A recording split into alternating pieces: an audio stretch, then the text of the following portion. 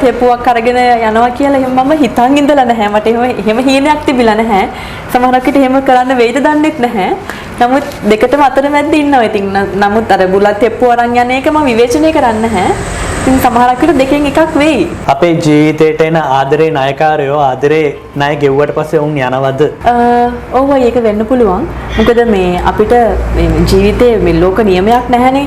මේ ආදරය කරන අය එකටම ඉන්න ඕනේ කියලා. ඉතින් ඒක තමන්ගේ පෞද්ගලික කැමැත්ත. ඉතින් සමහරක් එහෙම යන්න අයිතිය තියෙනවා. අපිට එහෙම අල්ලගන්න අයිතියක් නැහැ. ඉතින් මම හිතනවා ඇත්තටම මම ආදරේ බැඳගෙන නැහැ. තදින් බැඳගෙන නැහැ. අපිට ඕන තැනක ඉඳන් ආදරය කරන්න පුළුවන්, ඕන වෙලාවක ආදරය කරන්න පුළුවන්. ඉතින් නවත්ත ගන්නවා කියන්නේ මෙතන ආත්මార్థකාමීත්වය. එතන ආදරයක් නැහැ කියන එක. ඉතින් මම යන මිනිසුන්ට යන්න දෙනවා. ඉන්න මිනිසුත් එක්ක සතුටින් ඉන්නවා. ඔබත් එහෙම වෙන්න. ලංකාවේ ඇතුලේ ගොඩක් වෙලාවට මේ විවාහ වෙච්ච කපල් ඉන්නවා. විවාහ සහතිකයේ හින්දා එකට ඉන්න.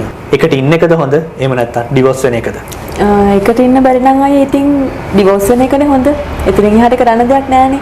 එකට ඉන්න පුළුවන් නම් ඒ ප්‍රශ්න හදාගන්න පුළුවන් නම් එහෙමයි. නැත්නම් වින් වෙන එක තමයි කරන් තියෙන එකම දේ. ඒගොල්ලන්ට ඒගොල්ලන්ගේ පාර්සල යන්න ඉඩ දීලා.